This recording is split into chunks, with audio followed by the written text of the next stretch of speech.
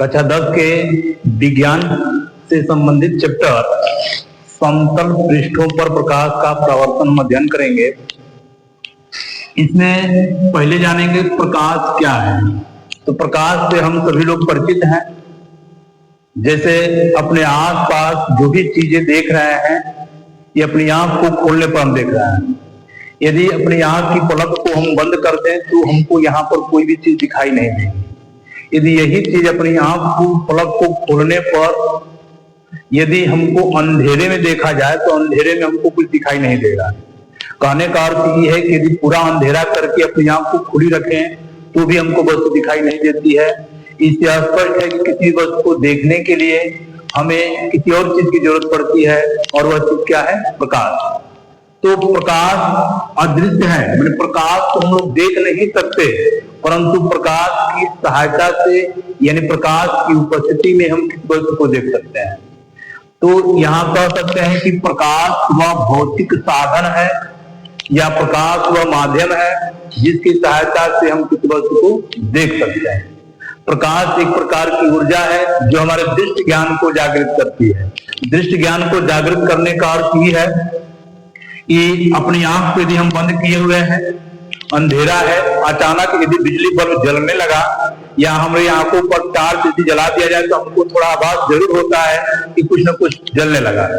तो हम कह सकते हैं कि प्रकाश एक प्रकार की ऊर्जा है जो हमारे दृष्टि ज्ञान को जागृत करती है और प्रकाश को विभिन्न ऊर्जाओं में परिवर्तित किया जा सकता है। तो हम कह सकते हैं कि प्रकाश वह माध्यम है जिसकी सहायता से हम किसी वस्तु को देख सकते हैं। यह एक प्रकार की ऊर्जा है जो हमारे दृष्टि ज्ञान को जागृत करती है। अब देखते हैं प्रकाशिक स्रोत क्या है। प्रकाशिक स्रोत जहां से प्रकाश उत्पन्न होता है उसे हम लोग प्रकाशिक स्रोत कहते हैं। जहां से प्रकाश उत्सर्जित होता है उसे हम प्रकाशिक स्रोत कहते हैं। ये प्रकाशिक स्रोत दो प्रकार का होता है। एक को कहते हैं प्राकृतिक प्रकाश स्रोत, एक को कहते हैं कृत्रिम प्रकाश स्रोत। प्राकृतिक प्रकाश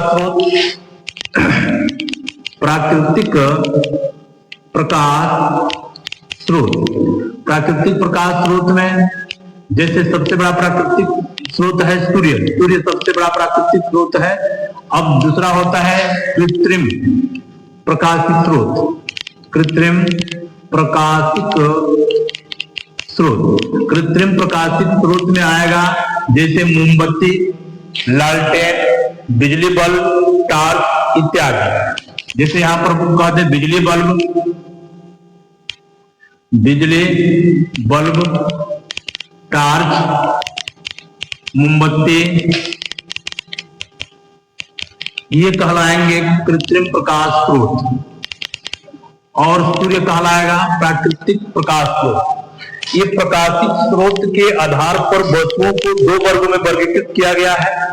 एक है प्रदीप्त वस्तुएं किसे कहते हैं? एक होता है प्रदीप्त वस्तुएं, एक होता है अदीप्त वस्तुएं। प्रदीप्त वस्तुएं वे वस्तुएं जो स्वयं प्रकाश का उत्सर्जन करती हैं उन्हें प्रदीप्त वस्तुएं कहते हैं। जैसे बिजली बल्ब, टॉर्च, मोमबत्ती इत्यादि। इसको लिख सकते हैं जैसे बिजली बल्ब, टॉर्च, लालटेन, मोमबत्ती आदि ये कहलाएंगे प्रदीप्त वस्तुएं। अप्रदीप्त वस्तुएं किसे कहते हैं? अप्रदीप्त कह लो या अप्रदीप्त कह लो या अदीप्त कह लो। ये प्रदीप्त वस्तुएं या दीप्त वस्तुएं, ये अप्रदीप्त वस्तुएं या अदीप्त वस्तुएं। वे वस्तुएं जो स्वयं प्रकाश का उत्सर्जन नहीं करती हैं उन्हें कहते हैं अदीप्त वस्तुएं। जैसे दीवार, जैसे कांच, जैसे श्यामपट्ट, जैसे पुस्तक आदि। ये प्रकाश उत्सर्जन नहीं करती है।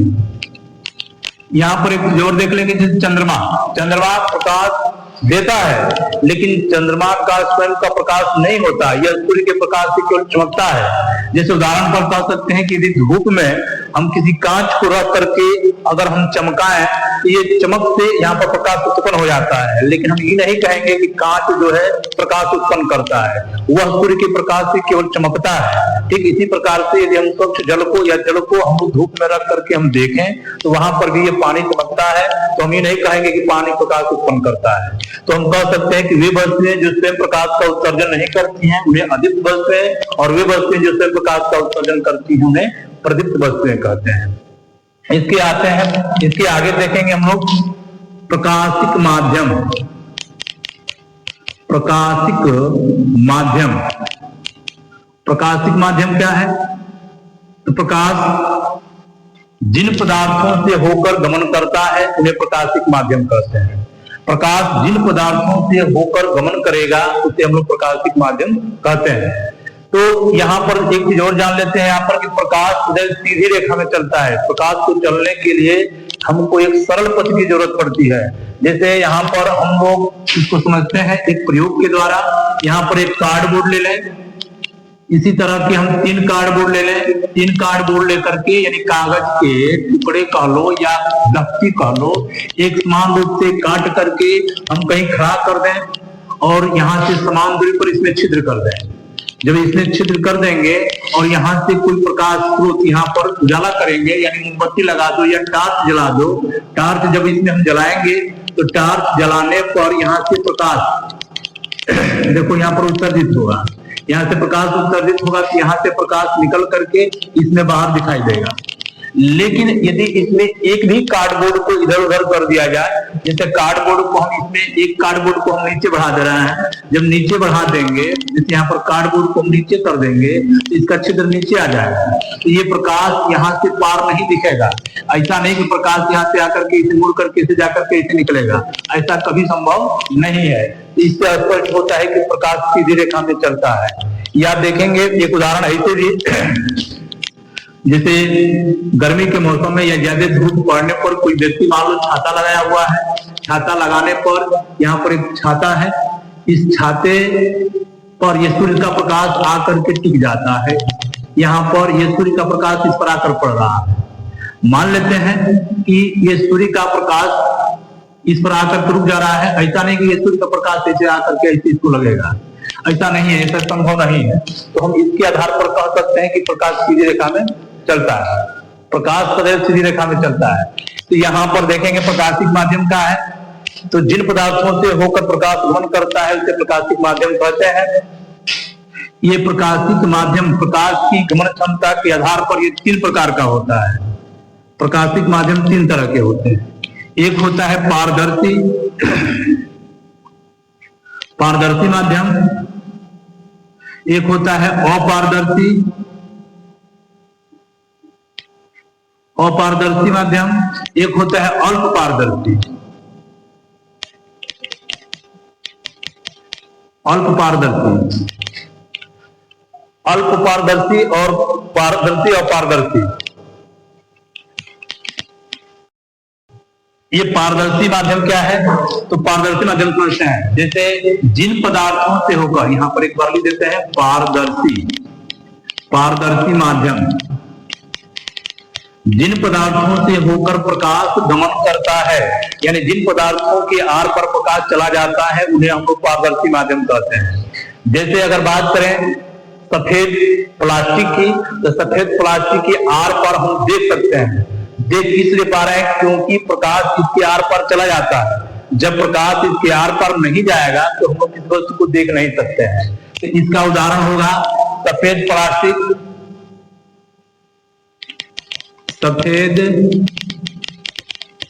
प्लास्टिक, फिर कह सकते हैं जैसे कांच, कांच, फिर कह सकते हैं वायु, वायु। ये पारदर्शी माध्यम के उदाहरण है। वायु जो है एक आदर्श पारदर्शी माध्यम होता है, क्योंकि वायु जो है एक निर्वात कहा जा सकता है, इसमें से हम लोग आर पार देख सकते हैं। सफेद प्लास्टिक है, इसको भी आर पार देख सकते हैं। कांच है, कांच के भी आर पार देख सकते हैं, इसको कहेंगे पारदर्शी माध्यम। जिन पदार्थों से होकर प्रकाश आर पार चला जाता है उसे हम लोग पारदर्शी माध्यम कहते हैं। जैसे सफेद प्लास्टिक, कांच, वायु, स्वच्छ जल आदि। दूसरा देखते हैं अपारदर्शी। अपारदर्शी क्या है? अपारदर्शी माध्यम जिन पदार्थों के आर पर प्रकाश नहीं जाता है, यानी जिन पदार्थों के आर पर हम लोग नहीं देख सकते हैं, उसे कहते हैं अपारदर्शी माध्यम। जैसे श्यामपट्ट के आर पर हम नहीं देख सकते हैं, जैसे दीवार के आर पर हम नहीं देख सकते हैं, जैसे पुस्तक के भी आर पर हम नहीं देख सकते हैं। तो जिन पदार्थों के आर पर प्रकाश चला जाता है उन्हें हम लोग कहते हैं प्रकाशिक अपारदर्शी माध्यम, और जिन पदार्थों के आर पर प्रकाश नहीं जाता है उसे अपारदर्शी। जिन पदार्थों के आर पर प्रकाश चला जाता है पारदर्शी। देखते हैं तीसरा वाला अल्प पारदर्शी।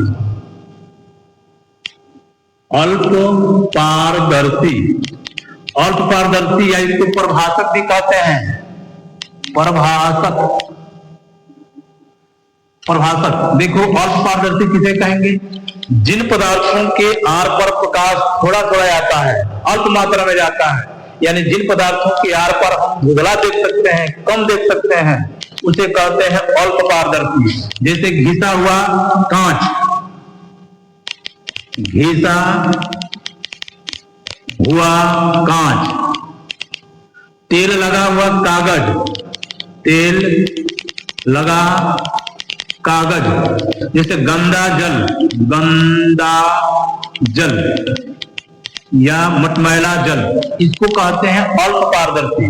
तो यहां से हम लोग समझ लेते हैं प्रकाशिक माध्यम क्या है। तो जिन पदार्थों से होकर प्रकाश गमन करता है उसे प्रकाशिक माध्यम कहते हैं। प्रकाश की गमन क्षमता के आधार पर प्रकाशिक माध्यम 3 प्रकार का होता है।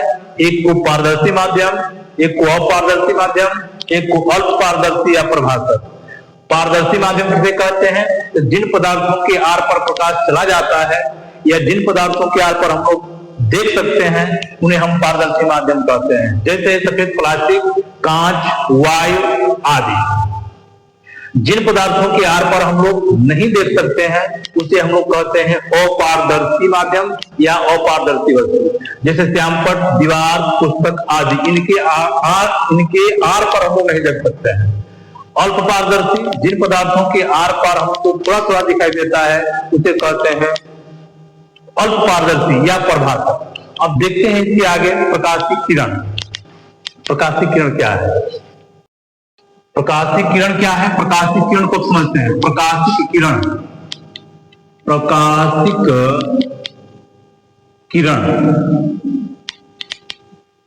देखेंगे, प्रकाश एक बिंदु से दूसरे बिंदु तक जिस रेडियो के मार्ग से होकर गमन करता है उसे प्रकाशिक किरण कहते हैं।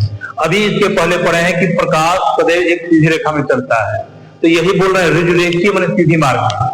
एक बिंदु से दूसरे बिंदु तक प्रकाश जिस ऋजुरेखीय मार्ग से होकर गमन करता है उसे प्रकाशिक किरण कहते हैं।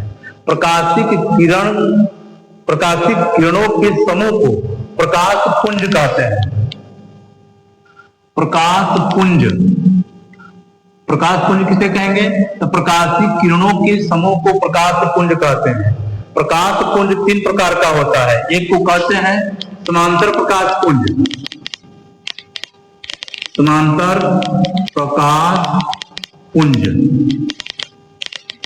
प्रकाश पुंज किसे कहते हैं?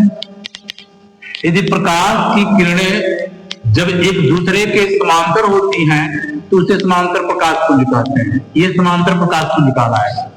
दूसरा होता है अभिसारी प्रकाश पुंज। अभिसारी प्रकाश पुंज क्या है? जब प्रकाश की किरणें जब किसी एक बिंदु पर मिलती हैं या विकेंद्रित होती हैं या अविस्तरित होती हैं तो उसे अभिसारी प्रकाश पुंज कहते हैं। ये प्रकाश की किरणें यहां से चल करके किसी एक बिंदु पर मिल रही हैं तो इसको कहते हैं अभिसारी प्रकाश पुंज। तीसरा होता है अपसारी प्रकाश पुंज। अपसारी प्रकाश पुंज, जब प्रकाश की किरणें किसी एक बिंदु से फैलती हुई प्रतीत होती हैं, जैसे यहाँ से ये प्रकाश की किरणें निकल रही है, ये प्रकाश की किरणें एक बिंदु से निकल रही है, इसको कहते हैं अपसारी प्रकाश। समझ लेते हैं प्रकाश की किरण क्या है।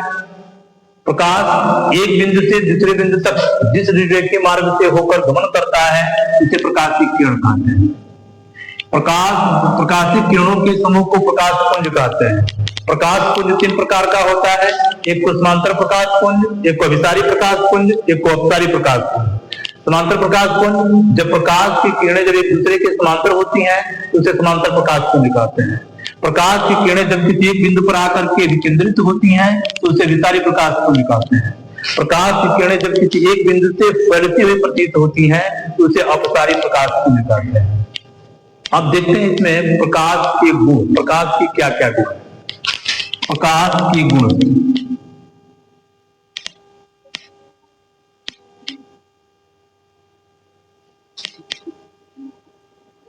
पहला सुनेंगे प्रकाश के गुण।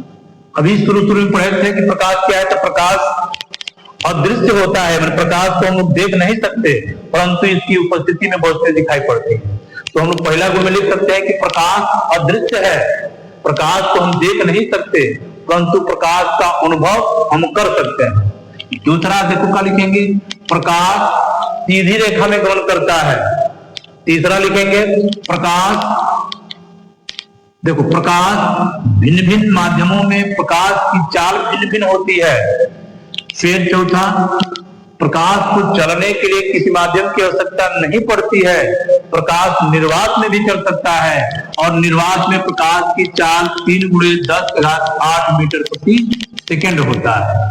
प्रकाश विद्युत चुंबकीय तरंगों के रूप में चलता है, यानी प्रकाश को चलने के लिए विद्युत क्षेत्र और चुंबकीय क्षेत्र दोनों की आवश्यकता पड़ती है, इसे हम लोग कहते हैं चुंबकीय क्षेत्र।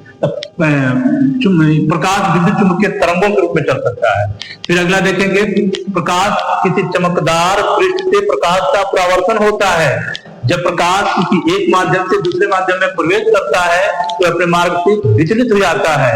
अन्य गुणों में कह सकते हैं कि प्रकाश का व्यतिकरण होता है, प्रकाश का ध्रुवण होता है। तो यहाँ पर एक 5-6 गुण कम से कम याद रखेंगे कि प्रकाश अदृश्य है परंतु इसकी सहायता से हम वस्तुओं को देख सकते हैं। दूसरा, प्रकाश सदैव सीधी रेखा में चलती है।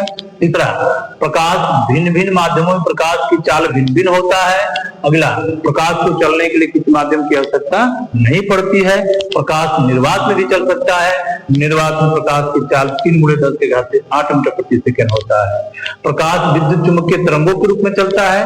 प्रकाश जब किसी पारदर्शी माध्यम से होकर गुजरता है तो अपने मार्ग से विचलित हो जाता है। प्रकाश जब किसी अपारदर्शी माध्यम पर टकराता है तो प्रकाश का कुछ अथवा संपूर्ण भाग परावर्तित हो जाता है। प्रकाश का परावर्तन होता है, अपवर्तन होता है, ध्रुवण होता है, व्यतिकरण होता है। ये प्रकाश के कुछ गुण हैं, इनको याद रखेंगे। अब देखते हैं प्रकाश का परावर्तन। प्रकाश का परावर्तन क्या है? प्रकाश का परावर्तन, प्रकाश का परावर्तन देखेंगे। मान लो ये कोई चिकना तल है, कोई पॉलिश युक्त कोई तल है, सतह है, इस पर पॉलिश किया गया है। ये कोई चिकना पॉलिश युक्त सतह है। जब प्रकाश की किरणें किसी समान माध्यम से चलकर किसी चिकने अथवा पॉलिशदार तल पर पड़ती हैं यानी टकराती हैं, जैसे प्रकाश किस माध्यम से चल करके आ रही है और यहाँ पर इस चिकने पॉलिशदार तल पर टकराती है और टकरा करके पुनः संपूर्ण अथवा कुछ भाग अपने माध्यम में वापस लौट जाती है, तो इस घटना को प्रकाश का परावर्तन कहते हैं।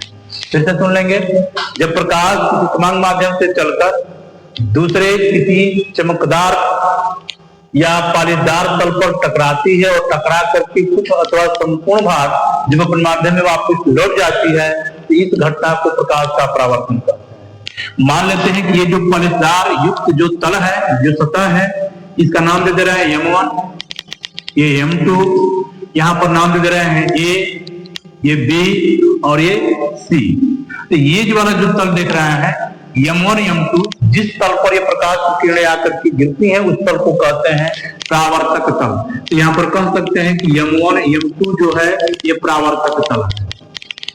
परावर्तक तल किसे कहेंगे? जिस पर प्रकाश की किरणें आकर के टकराती हैं उसको कहते हैं परावर्तक तल।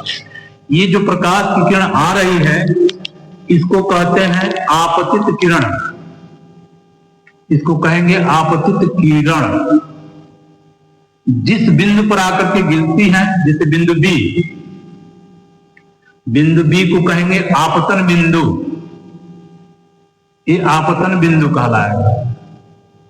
और ये जो प्रकाश की किरण लौट रही है ये बीसी को कहेंगे परावर्तित किरण, परावर्तित किरण। अगर इस पर हम लंब खींच दें, इस तरह से लंब बना लें, इस तरह से एक लंब खींच दें, इसका नाम दे दे यन। ये जो लंब बीयन है, बीयन को कहते हैं अभिलंब, ये अभिलंब कहलाएगा। फिर से एक बार समझ लेते हैं। जब प्रकाश किसी समान माध्यम से चलकर दूसरे माध्यम के पृष्ठ से टकराती है और टकरा करके प्रकाश का कुछ अथवा संपूर्ण भाग अपने माध्यम में वापस लौट जाती है, तो इस घटना को प्रकाश का परावर्तन कहते हैं। फिर एक बार देख लेंगे। जब प्रकाश किसी समान माध्यम से चलकर दूसरे माध्यम के तल से टकराती है और टकरा करके कुछ अथवा संपूर्ण भाग जब अपने माध्यम में वापस लौट जाती है, तो इस घटना को प्रकाश का परावर्तन कहते हैं।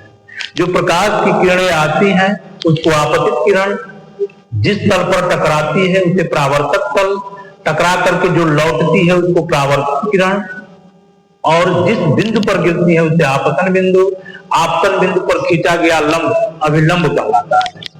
ये आपतित किरण और अभिलंब के बीच के कोण को कहते हैं आपतन कोण, इसको आई से प्रदर्शित करते हैं। ये अभिलंब और परावर्तित किरण के बीच के कोण को कहते हैं परावर्तन कोण, इसको आर से डिनोट करते हैं। ये प्रकाश का परावर्तन। अब समझते हैं प्रकाश के परावर्तन के नियम। प्रकाश के परावर्तन के क्या क्या नियम है? पहला नियम, आपतित किरण, परावर्तित किरण और अभिलंब तीनों एक ही तल में होते हैं।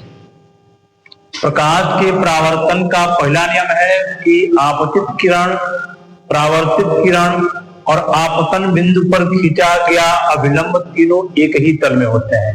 इनको लिख सकते हैं आपतित किरण,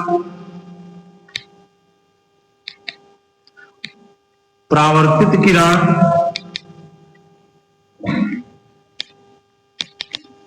और आपतन बिंदु पर खींचा गया अभिलंब तीनों एक ही तल में से होते हैं। आपतित किरण, परावर्तित किरण, अभिलंब तीनों एक ही तल में होते हैं, तीनों एक ही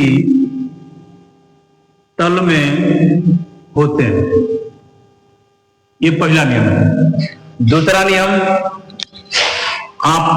नियम आपतन कोण और परावर्तन कोण आपस में बराबर होते हैं। कोण आई बराबर कोण आर, यानी आपतन कोण बराबर परावर्तन। ये प्रकाश के परावर्तन के दो नियम हैं। पहला, प्रकाश की आपतित किरण, परावर्तित किरण और आपतन बिंदु पर खींचा गया अभिलंब तीनों एक ही तल में होते हैं। दूसरा, आपतन कोण और परावर्तन कोण आपस में बराबर होते हैं। अब देखते हैं प्रकाश के परावर्तन का नियम। प्रकाश के परावर्तन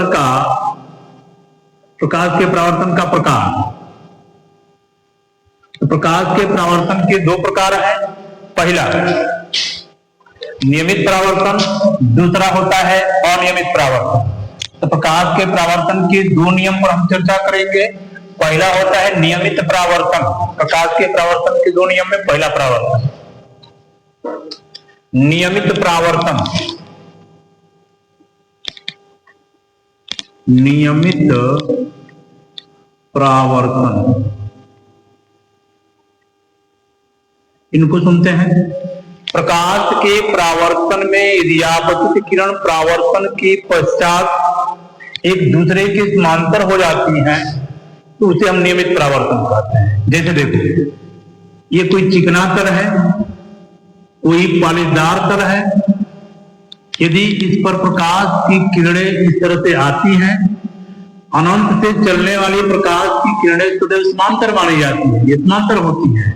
ये प्रकाश किरणें ये आ रही हैं और परावर्तन के पश्चात ये परावर्तित हो जा रही हैं और परावर्तन के पश्चात जब एक दूसरे के समांतर हो जाती हैं इसको कहते हैं नियमित परावर्तन। इसको कहते हैं आपतित किरणें, आपतित किरणें। इसको कहते हैं परावर्तित किरणें, परावर्तित किरणें। इसको ऐसे बोलेंगे, प्रकाश के परावर्तन में यदि आपतित किरणें परावर्तन के पश्चात एक दूसरे के समांतर हो जाती हैं तो इस प्रकार के परावर्तन को नियमित परावर्तन कहते हैं। दूसरा होता है अनियमित परावर्तन। अनियमित परावर्तन, अनियमित परावर्तन समझेंगे जब कोई रुक्ष तल हो, रुक्ष तल का मतलब कोई खुरदरा तल हो, यानी ये बराबर ना हो, इसको हम पालिश कर दे रहे हैं, मतलब प्रकाश की किरणें आर पार नहीं होंगी, ये प्रकाश की किरणें इस पर आपतित होंगी और आपतित होने के बाद जब प्रकाश की किरणें विभिन्न दिशाओं में परावर्तित हो जाएगी, भिन्न भिन्न दिशाओं में परावर्तित हो जाएगी, तो इस प्रकार के परावर्तन को अनियमित परावर्तन कहते हैं। अगर हम बात कर लें कि प्रकाश की किरणें इस पर आ रही हैं और परावर्तन के पश्चात जब एक दूसरे से भिन्न दिशाओं में परावर्तित हो जाती हैं, यानी एक दूसरे के समांतर नहीं होती हैं, इसे अनियमित परावर्तन कहते हैं। बोलेंगे इस तरह से, जब प्रकाश की किरणें किसी तल पर आपतित होने के पश्चात भिन्न भिन्न दिशाओं में परावर्तित हो जाती है तो इस प्रकार के परावर्तन को अनियमित परावर्तन कहते हैं। इसको कहते हैं आपतित किरणें, इसको कहते हैं परावर्तित किरणें। ये जो परावर्तित किरणें हैं एक दूसरे के समांतर नहीं है, इसलिए इसको कहेंगे अनियमित परावर्तन।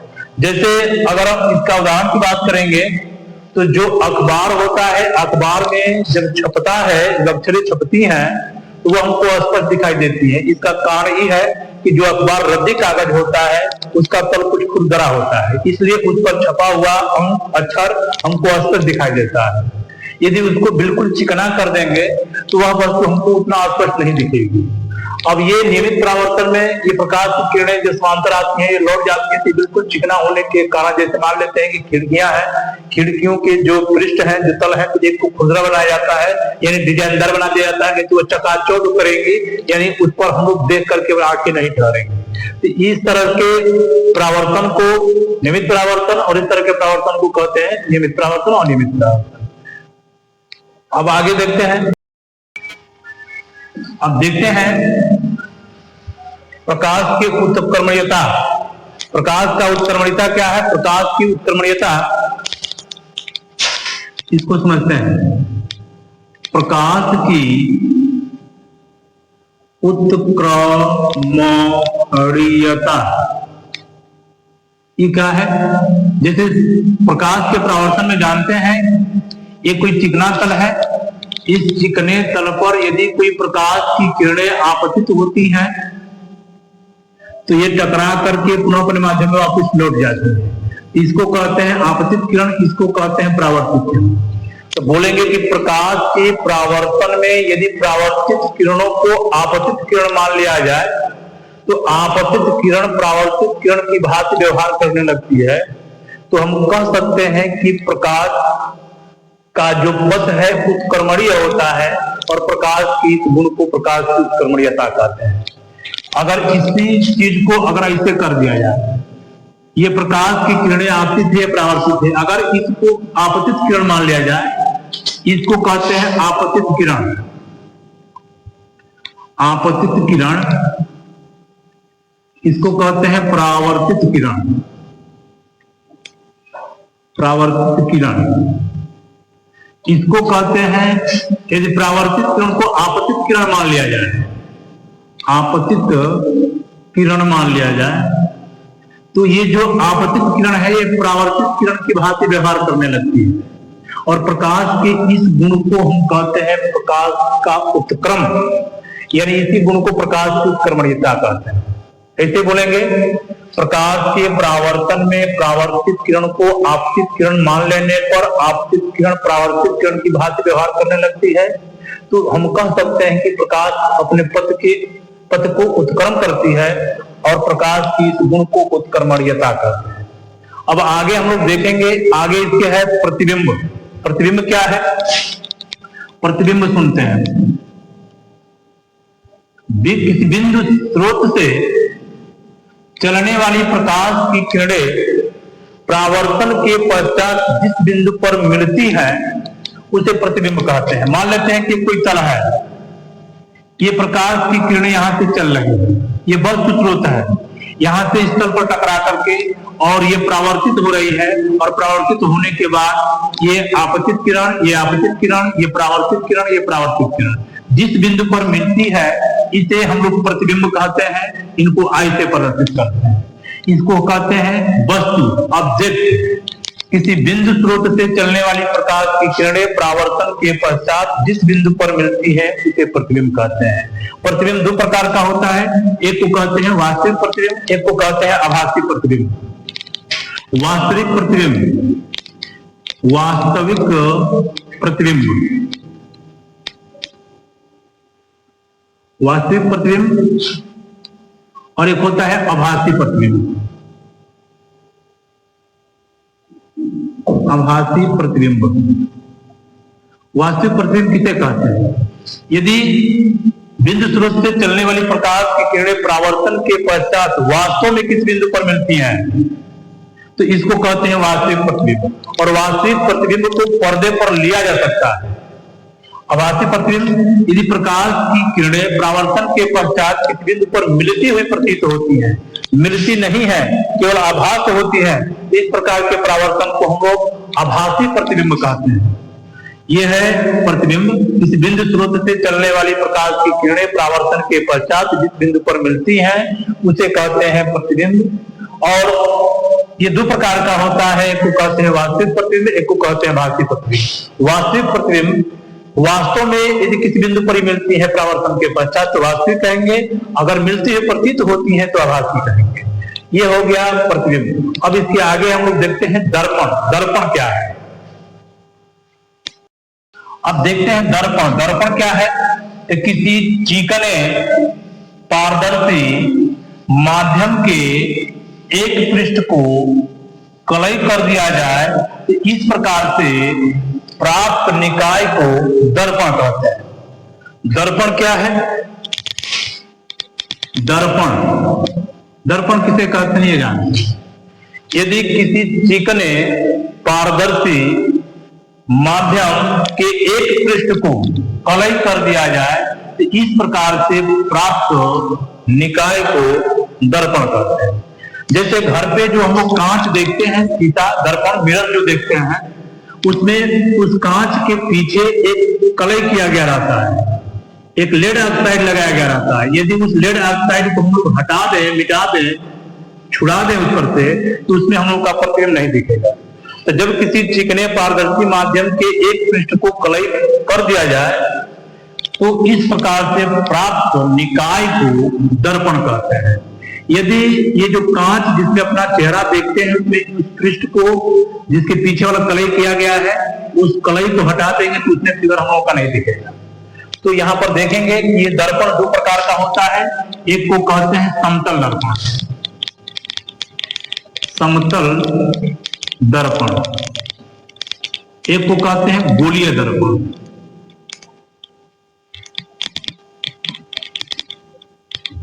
समतल दर्पण और गोलीय दर्पण। समतल दर्पण क्या है और गोलीय दर्पण क्या है, इनको सीखते हैं। समतल दर्पण सुनो। समतल दर्पण किसे कहेंगे? वह दर्पण जिसका परावर्तक पृष्ठ बिल्कुल सपाट हो, समतल हो, तो उसे हम लोग समतल दर्पण कहते हैं। अगर मान लेते हैं कि ये कोई दर्पण है इस तरह से, ऐसा दर्पण जिनका परावर्तक पृष्ठ समतल हो, जैसे इस तरह कलई किया गया है, एक कलई है, और हर तलवा जो है एकदम एक सपाट है, एक बराबर है, तो इसको समतल दर्पण कहा जाएगा। प्रकाश की किरणें जब इस पर आएंगी तो आने के बाद ये परावर्तित होकर के लौट जाएंगी, यानी इसमें आर पार नहीं होगी, तो इसमें हम लोगों का चित्र दिखाई देगा, फोटो दिखाई देगा। तो कह सकते हैं कि वह दर्पण जिनका परावर्तक पृष्ठ बिल्कुल सपाट हो, माने समतल हो, उसे हम लोग समतल दर्पण कहते हैं। हम लोग इसकी परिभाषा दे सकते हैं कि वह दर्पण जिसका परावर्तक तल समतल हो, उसे समतल दर्पण कहते हैं। अब समतल दर्पण के कुछ गुण, समतल दर्पण के कुछ विशेषताएं हम लोग देखते हैं, क्या क्या इसके गुण हैं। समतल दर्पण के गुण, समतल दर्पण के गुण क्या क्या हैं, इनको देखते हैं। पहला, समतल दर्पण में बना प्रतिबिंब सदैव आभासी और सीधा बनता है। आभासी होने का मतलब कि हम लोग का फिगर तो उसमें दिखेगा, ये आभासी बनेगा और सीधा बनेगा, माने हमको लगेगा कि ये फोटो है, ऐसा नहीं कि उसके अंदर हम वास्तव में ही हैं। तो हम लोग कह सकते हैं कि समतल दर्पण में बना प्रतिबिंब सदैव आभासी और सीधा, आभासी और सीधा प्रतिबिंब बनता है। किसी भी समतल दर्पण में जो वस्तु का प्रतिबिंब है वह सीधा बनता है और आभासी बनता है। दूसरा, समतल दर्पण में बड़े वस्तु का आकार, समतल दर्पण द्वारा बने प्रतिबिंब का आकार वस्तु के आकार के बराबर होता है। अगर किसी भी समतल दर्पण में किसी वस्तु का जो आकार बनता है वह वस्तु के, कोई प्रतिबिंब बनता है तो वस्तु के आकार के बराबर होती है। तीसरा, समतल दर्पण में किसी भी वस्तु के प्रतिबिंब को पूर्ण देखने के लिए दर्पण की ऊंचाई लगभग उसकी आधी होनी चाहिए। अगर 5 फीट का कोई व्यक्ति है, दर्पण में उसके प्रतिबिंब को पूरा देखना है तो दर्पण की लंबाई लगभग उसकी आधी होनी चाहिए। 5 फीट का है तो 2.5 फीट का वह प्रतिबिंब दर्पण होना चाहिए। तीसरा देखते हैं, समतल दर्पण में बने, चौथा है, समतल दर्पण में बने वस्तु का प्रतिबिंब ठीक उतनी ही दूरी पर बनता है जितनी दूरी पर वस्तु दर्पण के आगे होती है।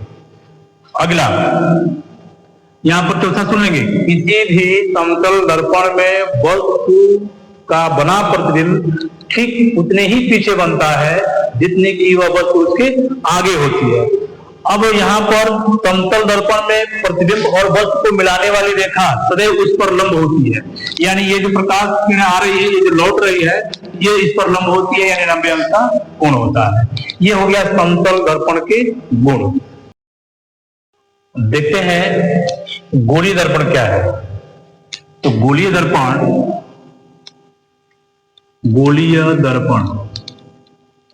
यह कांच के खोखले गोले का एक भाग होता है। एक कांच का खोखला गोला को अगर काट देंगे तो उसके काटने पर यदि इसके एक तल को हम कलई कर दें तो इस तरह से प्राप्त व्यवस्था को या निकाय को गोलीय दर्पण कहते हैं।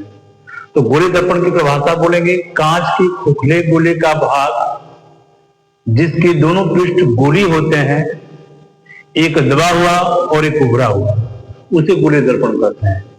गोलीय दर्पण कांच के खोखले गोले का एक भाग होता है जिनके दोनों पृष्ठ गोलीय होते हैं, एक दबा हुआ और एक उभरा हुआ। मान लो ये कांच है, ये खोखला गोला है, कांच का एक खोखला गोला है। अगर इसके एक पृष्ठ से इधर से हम इसको काट दें, इस तरह से काट दें, ये खोखला होगा, काट देंगे तो इस तरह से प्राप्त निकाय को हम गोलीय दर्पण कहेंगे। अगर हम इधर से काट दें, तो ये जो निकाय बन रहा है, इस तरह का जो फिगर हम देख पा रहा है, ये वाला, इसको कहते हैं गोलीय दर्पण। अब इसमें एक पृष्ठ को कलई करेंगे तो इस प्रकार से प्राप्त निकाय को गोलीय दर्पण कहते हैं। यह जिस कांच के खोखले गोले का एक भाग होता है उनके दोनों पृष्ठ गोलीय होते हैं, एक दबा हुआ और एक उभरा हुआ। तो ये बनावट के आधार पर गोलीय दर्पण 2 प्रकार का होता है। एक को कहते हैं अवतल दर्पण, एक होता है उत्तल दर्पण। उत्तल दर्पण, अवतल दर्पण किसे कहेंगे? तो गोलीय खंड पर पालित इस प्रकार किया जाए, ये जो देख पा रहे हैं इसमें गोलीय खंड पर पालित इस प्रकार किया जाए कि इनके दबे हुए पृष्ठ प्रकाश का परावर्तन हो, तो इसे हम लोग अवतल दर्पण कहते हैं।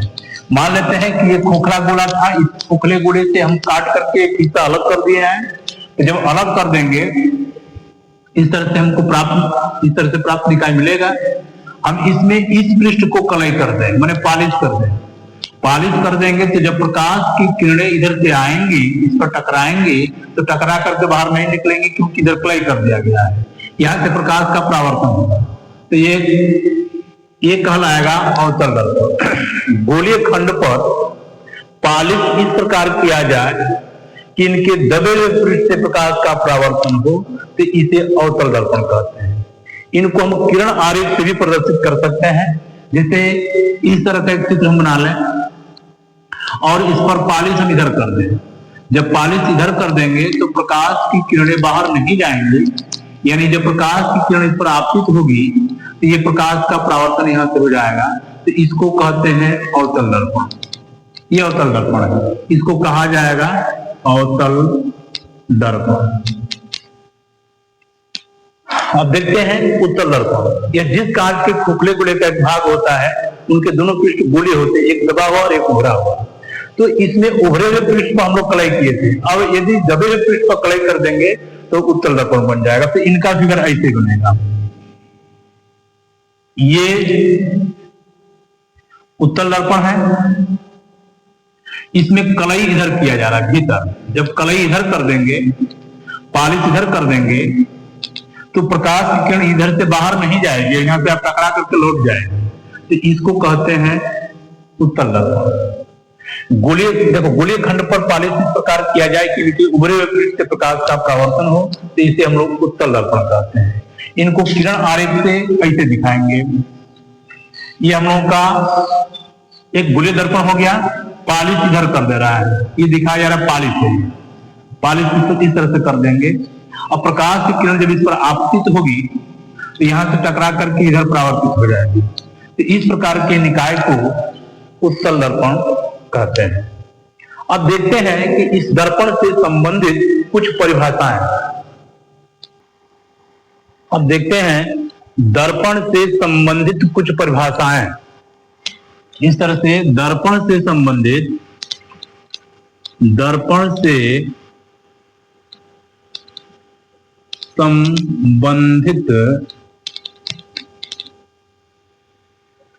कुछ परिभाषाएं।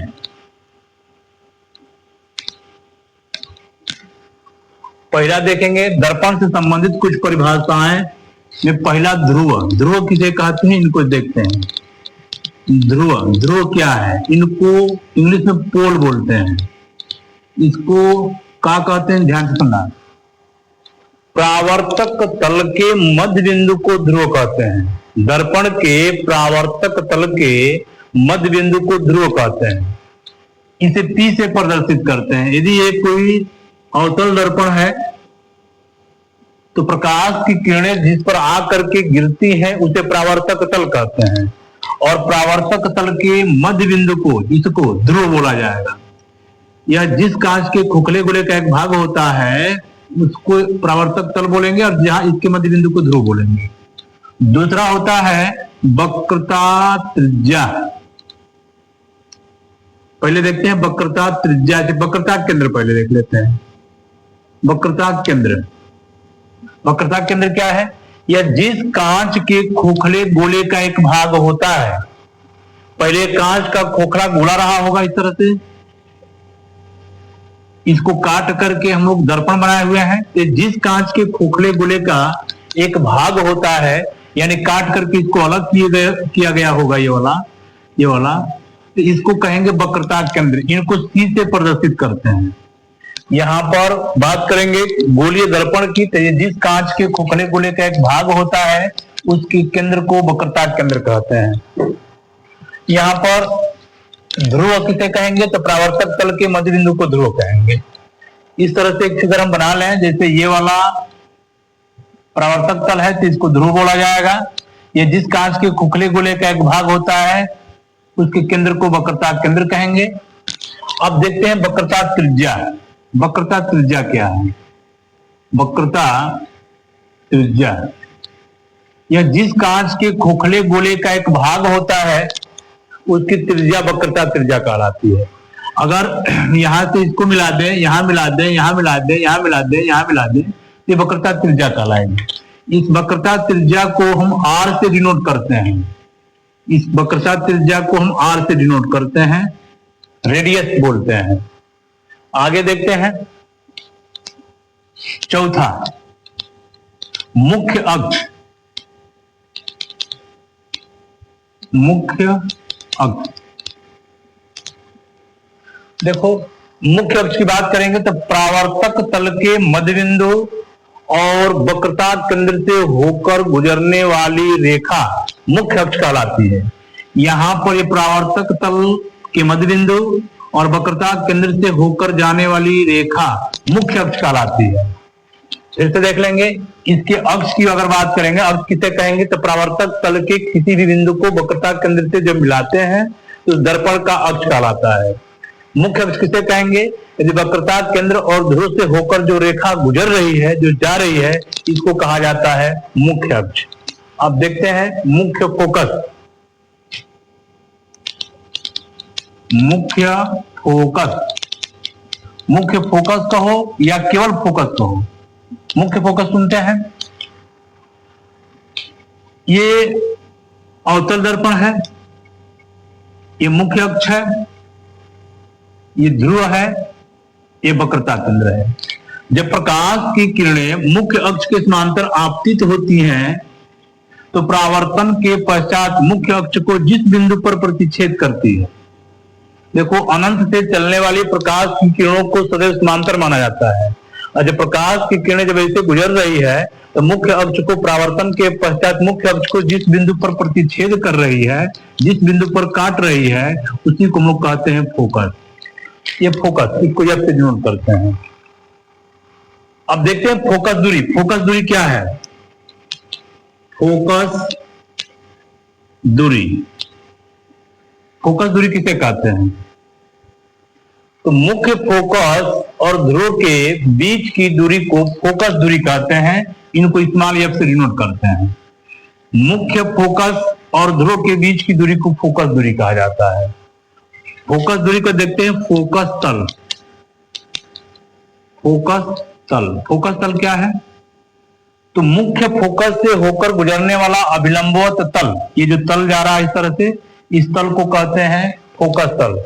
मुख्य फोकस से होकर गुजरने वाला अभिलंबवत तल फोकस तल कहलाता है। अगला आते हैं द्वारक। द्वारक, द्वारक किसे कहेंगे? दर्पण के व्यास को, माने यहां से यहां तक की दूरी को हम लोग कहते हैं द्वारक। दर्पण के व्यास को द्वारक कहते हैं। एक बार इनको फिर से समझ लेते हैं। ध्रुव क्या है? तो दर्पण के परावर्तक तल, परावर्तक तल के मध्य बिंदु को ध्रुव कहते हैं। परावर्तक तल के मध्य बिंदु को ध्रुव कहते हैं, इसको फिर से प्रदर्शित करते हैं। वक्रता केंद्र किसे कहेंगे? तो ये दर्पण जिस कांच के खोखले गोले का एक भाग होता है उसके केंद्र को वक्रता केंद्र कहते हैं। वक्रता त्रिज्या क्या है? तो ये जिस कांच के खोखले गोले का एक भाग होता है उसकी त्रिज्या को वक्रता त्रिज्या कहते हैं। मुख्य अक्ष किसे कहते हैं? वक्रता केंद्र और ध्रुव से होकर गुजरने वाली रेखा मुख्य अक्ष कहलाती है। मुख्य फोकस क्या है? मुख्य अक्ष के समांतर आपतित किरण परावर्तन के पश्चात मुख्य अक्ष को जिस बिंदु पर काटती है उसे हम लोग मुख्य फोकस कहते हैं। फोकस दूरी क्या है? तो फोकस और ध्रुव के बीच की दूरी को फोकस दूरी कहते हैं। फोकस तल क्या है? फोकस से होकर गुजरने वाला अभिलंबवत तल फोकस तल कहलाता है। द्वारक का है? तो दर्पण के व्यास को द्वारक कहते हैं।